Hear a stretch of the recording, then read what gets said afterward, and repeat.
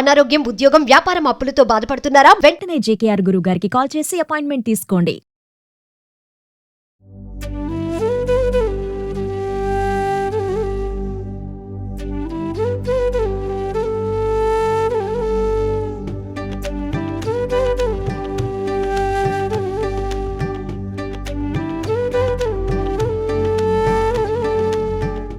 ప్రస్తుతం మనతో పాటు ప్రముఖ ఆధ్యాత్మికవేత్త శ్రీనివాసులు అనంతరామ శర్మ గురువు గారు ఉన్నారు. వీరితో ఈరోజు కొన్ని విషయాల గురించి మనం చర్చిద్దాం. గురుగారు నమస్కారం. నమస్కారం. గురుగారు, ఇప్పుడు నవరాత్రుల్లో మొదటి రోజున ఏ అమ్మవారిని పూజించుకోవాలి, ఎలా చేయాలి అనేది కొంచెం విశిష్టంగా మాకు వివరించగలరు? నవరాత్రుల్లో మొదటి రోజు బాలా త్రిపుర సుందరి అవతారం ఉంటుంది. ఈ అమ్మవారికి గులాబీ రంగు చీర కట్టడము, పులిహోర పెట్టడం మంచిది. బాలా త్రిపుర సుందరి అలంకరణే బాలా త్రిపుర సుందరి అలంకరణ పేరే బాలా త్రిపుర సుందరి మొదటి రోజు. ఈ అమ్మవారిని గనక బాలా త్రిపుర సుందరి అని చెప్పబడ్డది.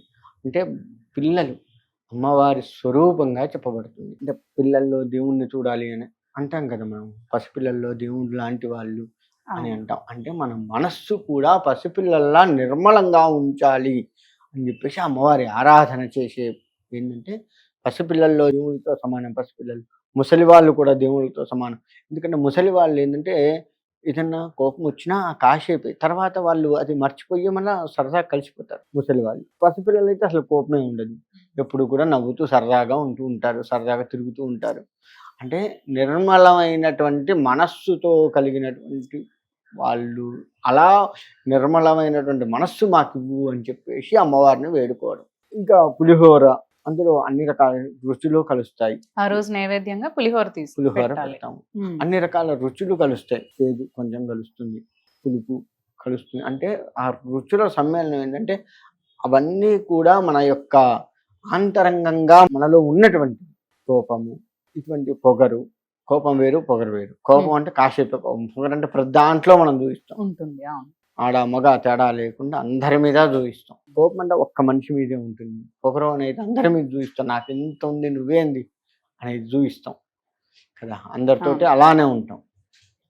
వాడి చచ్చ పొగర్రా అంటే అటువంటివి ఏవి దరిచేర్చకు అని చెప్పేసి అమ్మవారిని వేడుకో. నిర్మలమైన మనస్సు, ముఖ్యంగా ఏంటంటే నిర్మలమైన మనస్సు, ప్రశాంతమైనటువంటి జీవితం. పసిపిల్లలు ఎంత ప్రశాంతంగా ఉంటారో అంత ప్రశాంతమైన జీవితాన్ని ఇవ్వు. నేను సంసారంలో ఒడిదుడుకులతో ఉన్నా కానీ నా మనస్సు మాత్రం చెదరనియ్యకు, నీ పాదాలను ఆశ్రయించి ఉండేట్లుగా చూడు అని చెప్పేసి. అందుకే ఆ రోజు పసిపిల్లలకు అమ్మవారి స్వరూపంగా, బాలా స్వరూపంగా మనము పసిపిల్లల్ని కూర్చోబెట్టి వాళ్ళకి చక్కగా కాళ్ళు కడిగి ఆ నీళ్లు కూడా నెత్తిన, మన పిల్లలే అయినప్పటికీ అమ్మవారే మన ఇంట్లో ఉంది, అమ్మవారికి ప్రత్యక్షంగా నేను చేసుకోగలుగుతున్నాను అని చెప్పి పిల్లగాళ్ళు ఎంతమంది ఉంటే అంతమంది పిల్లగాళ్ళని కూడా పిలుచుకొచ్చుకొని అందరికీ చక్కగా కాళ్ళు కడిగి పారాని పెట్టి అమ్మవారిని ఏ విధంగా అయితే అలంకరిస్తామో ఆ విధంగా పిల్లవాళ్ళని అలంకరింపజేసుకొని మంచి వస్త్రములు కట్టించి చేసి పూలు అన్నీ పెట్టి గంధం పెట్టి ప్రత్యక్ష పూజ అమ్మవారికి. పిల్లల రూపంలో ప్రత్యక్ష పూజ ఇంక అమ్మవారికి. ఇలా కలశాలు పెట్టి ఎంత చేసినప్పటికీ కూడా మధ్యాహ్నం కల్లా ప్రత్యక్షంగా వాళ్ళని తెచ్చుకొని చేసి వాళ్ళకి వాళ్ళు తినేవి, ఇష్టంగా తినేవి. పరమన్నం ఇట్లాంటి ఇష్టంగా తింటారు. పరమన్నం ప్రతి దేవతకి పెట్టవచ్చు. పులిహోర అని చెప్పాను కానీ పరమన్నం కూడా పెట్టవచ్చు. అలా వాళ్ళు ఏది ఇష్టంగా తీయకుంటే మంచిగా తింటారు కదా. అలా వాళ్ళు తృప్తిగా తినేట్లుగా వాళ్ళకు పెట్టుకొని అమ్మవారి రోజు నా ఇంటికి వచ్చి నా ఆతిథ్యాన్ని స్వీకరించి తృప్తిగా భోంచేసి వెళ్ళింది. ఆ పిల్లవాళ్ళతో అక్షింతలు కూడా వేయించుకుంటాం. అమ్మవారే సాక్షాత్తు అక్షింతలు వేసింది, ఆశీర్వదించింది. ఇంకా నాకు అమ్మవారు నా ఎందుంది, ఇంకా నాకు తిరుగులేదు అన్నట్లుగా ప్రత్యక్ష పూజ ఆ రోజు చేస్తాం మనం. పూజా విధానం ఎలా ఉంటుంది? పూజా విధానం మొత్తం షోడశోపచార పూజ, ఎక్కడ తేడా రాదు. అమ్మవారికి కానీ స్వామివారికి కానీ ఏ భగవంతుడికి పూజ చేసినా షోడశోపచారం. ఇప్పుడు మనం ఒక అతిథి వస్తారు, అతిథి వస్తే ఏం చేస్తాము? రండి, కాళ్ళు కడుక్కొని కూర్చోండి, వెనకట మజ్జిగ ఇచ్చేది. ఇప్పుడు టీ కాఫీలకు వచ్చినాయి కర్మకి, మంచినీళ్ళు మజ్జిగ ఇచ్చేది. అలా వారికి సేద తీర్చి చేసి భోజనం పెట్టి చక్కటి వస్త్రాలు, అతిథి కాబట్టి వస్త్రములు ఇచ్చి కొంత దక్షిణ తాంబూలాలు ఇచ్చి వాళ్ళ ఆశీర్వచనం తీసుకొని వాళ్ళని పంపిస్తాం. ఈ 9 రోజులు తాంబూలం ఇచ్చుకోవచ్చు అంటారా?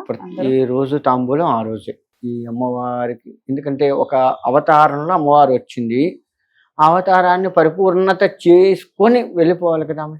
ఇంకో అవతారంలో మళ్ళీ మరో రోజు రావాలి కదా. ఎందుకని ఏ అవతారంలో ఆ అవతారం తాంబూలం ఇవ్వాల్సిందే. ముత్తైదువులు ప్రతిరోజు ముత్తైదువుల్ని తెచ్చుకొని అమ్మవారి ముత్తైదులకి ఇవ్వచ్చు తాంబూలం. ఎంతమందినైనా తెచ్చుకోవచ్చు. ఒకళ్ళు దొరికితే ఒకళ్ళే ఉండకూడదు, తోడు ఉండాలి. ఇటువంటి ఏమీ అమ్మవారికి ఇచ్చి మళ్ళీ ముత్తైదులకి ఎవరికైనా ఒకరికైనా ఇచ్చుకోవచ్చు అంటారు. అమ్మవారికి పెట్టిందే ముత్తైదువులకు ఇచ్చుకోవచ్చు, లేదు ముత్తైదువులకు ప్రత్యేకంగా తెచ్చుకోవచ్చు. ఇక్కడ చేసే పని ఏంటంటే, పూజ చేసుకునే మనం ఏం చేస్తున్నామంటే ఒక 10,000 రూపాయల చీర తెచ్చుకుంటాం, అమ్మవారి ముందు పెట్టి కట్టుకుంటాం. ముత్తైదు వస్తే 200 రూపాయల చీర తెస్తాం. ఇది ఒకటి చేస్తారు. మన వాళ్ళ దగ్గర మంచి తెలివితేటలు ఏంటంటే ఇది ఒకటి ఉంది. అంటే నిజంగా ముత్తైదువు రూపంలో మన ఇంటికి అమ్మవారు రావాలి, సాక్షాత్ అమ్మవారి స్వరూపాన్ని భావించే మనము అమ్మవారికి చేస్తున్నాము, అమ్మవారికే ఇస్తున్నాం అన్న దగ్గర మాత్రం పిసినారితనం చేస్తాం. మనం కట్టుకోవాలి, మనకే ఉంటుంది అన్నది మాత్రం కొంచెం ఎక్కువ రేటు పెట్టి మంచిది చూసి, కలరు అన్ని మంచిది చూసి, బార్డర్ ఉందా ఇవన్నీ చూసి తెచ్చుకుంటాం. కానీ ముత్తైదువు సాక్షాత్ అమ్మవారే నా ఇంటికి వచ్చి తాంబూలం స్వీకరిస్తుంది అనుకున్న వాళ్ళకు మాత్రం మామూలు చీరలు తీసుకొస్తాం. అది తప్పు. చేతి ఏదైతే ఉందో బ్రాహ్మణులకు కావచ్చు, ముత్తైదువులకు కావచ్చు, వాళ్ళు వాడుకునేటట్లు ఉండాలి. హైదే ఉంది అని జాకెట్ ముక్కలైనా సరే వాడుకునేటట్లు ఉండాలి. మంచివి తీసుకొద్దాం. ఎప్పుడు ముత్తైదువులు శ్రావణ మాసంలో వస్తారు, ఈ అమ్మవారి నవరాత్రులు వస్తారు. ఎప్పుడు నువ్వు ముత్తైదువులను ఎప్పుడు పిలుచుకోవు కదా. కాబట్టి ఒకవేళ పిలుచుకున్న సత్యనారాయణ సంవత్సరం గృహప్రవేశాలప్పుడు పిలుచుకున్న ముత్తైదువులందరికీ ఇట్లా చెయ్యం కదా మనం. ముత్తైదు అమ్మవారి స్వరూపంగా నువ్వు భావించి చెయ్యవు కదా. ఒక్క శ్రావణ మాసం అమ్మవారి నవరాత్రులు తప్ప మిగతా ఏ నెలల్లో కూడా నిజంగా అమ్మవారి స్వరూపంగా నువ్వు ఎవరిని భావించవు, చిట్టి శాపిస్తాను తప్ప కదా. కాబట్టి ముత్తైదు అంటే భగవత్ స్వరూపం, అమ్మవారి స్వరూపంగా భావిస్తున్నావు కాబట్టి మంచిదే పెడతాం వాళ్ళకు కూడా. వాళ్ళు కట్టుకొని ఎన్నాళ్ళైతే ఆనందిస్తారో, ఎన్నాళ్ళైతే కట్టుకుంటారో, ఇది ఫలానా కీర్తి ఇచ్చిందిరా, వాళ్ళ ఇంట్లో పూజకు పోతే ఇచ్చింది, ఎంత బాగుంది, చూడు ఎంత బాగుంది, ఇలా చూసుకొని మురిసిపోతారు. చూసారా, వాళ్ళు ఎన్నాళ్ళు మురిసిపోయారో అన్నాళ్ల పాటు నీకు అమ్మవారి అనుగ్రహం వస్తూ ఉంటుంది. అది గుర్తుపెట్టుకోవాలి. ఇదే అనుకున్నారా, అక్కడితో ఆగిపోతున్నా అనుగ్రహం. నువ్వు పూజ చేసినంత వరకే పోతుంది, మిగతాదంతా ఉండదు. అందుకని వాళ్ళు కట్టుకొని వాడుకునేటట్టుగా ఉండాలి, తీసి పక్కకు పడేసేటట్టు ఉండద్దు మనం ఇచ్చేది. ఆ విధంగా చేసుకోవాలి. ముత్తైదువు రూపంలో అమ్మవారు వస్తుంది కాబట్టి చాలా జాగ్రత్తగా ఉండాలి. మొదటి రోజున బాల త్రిపుర సుందరి అమ్మవారి రూపంలో మనకి దర్శనం ఇస్తారు, మనం పూజ చేసుకోవాలి అన్నారు కదా గురుగారు. ఈ రోజున మనం అంటే ఏ మంత్రాన్ని కానీ లేదంటే ఏ జపం అనేది మనం చేస్తే మంచిది అంటారు? ఇక్కడ మనకి మంత్రము అంటే బీజాక్షర సహితంగా చేసేటువంటి అధికారం మనకు లేదు. కాబట్టి ఆడవారికి ఎవరికి కూడా బీజాక్షర సహితంగా చేసే అధికారం ఉండదు. మగవారికి కూడా ఉపదేశం ఉంటేనే చెయ్యాలి.